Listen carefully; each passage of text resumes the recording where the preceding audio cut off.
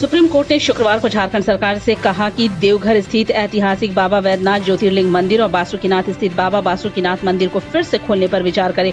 कोविड-19 महामारी के कारण इन मंदिरों में श्रद्धालुओं का प्रवेश प्रतिबंधित कर दिया गया था। शीर्ष अदालत ने कहा कि आराधना के लिए वर्चुअल दर्शन वास्तविक दर्शन जैसा नहीं है और श्रद्धालुओं को सीमित संख्या में अनुमति दी जा सकती है। शीर्ष अदालत की राय थी कि चूंकि अब देश में सारी चीजें फिर से खुल रही हैं, इसलिए कम से कम महत्वपूर्ण अवसरों पर मंदिर, मस्जिद, गिरजाघर और दूसरे धार्मिक स्थलों को भी खोला जाना चाहिए।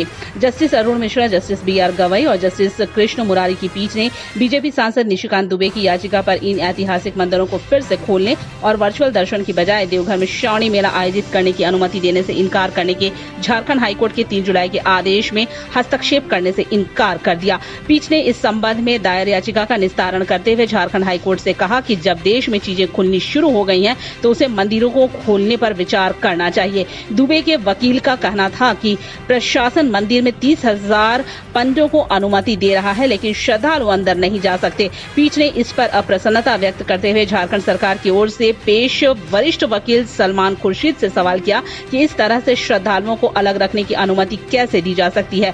खुर्शीद और वकील तापेश कुमार सिंह ने 30,000 के आंकड़े को गलत बताया और कहा कि मुश्किल से 1 दर्जन पुजारी और स्थानीय लोग थे जिन्होंने इस साल पारंपरिक तरीके से आराधना की। खुर्शीद ने कहा कि राज्य सरकार ने कोविड-19 के मामलों की बढ़ती संख्या के मद्देनजर एहतियाती कदम उठाते हुए सभी धार्मिक स्थलों को बंद रखने का फैसला किया है और वह जल्द ही पूर्ण लॉकडाउन की घोषणा कर सकती है। मेला वाले घरों को रोशन तो करते ही हैं, बच्चों का भविष्य भी संवारते हैं।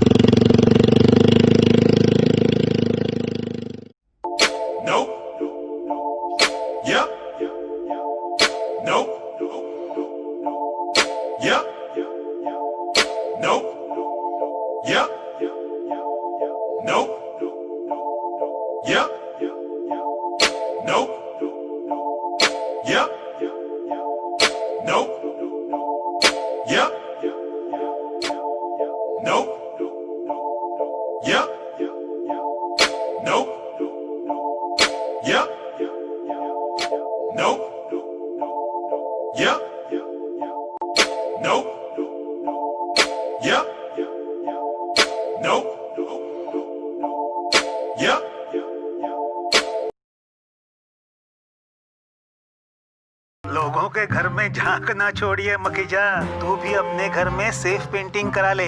शूटिंग के लायक होगा तेरा घर। Asian paints safe painting service. Missed call दें 80504 80504 पे। वाह।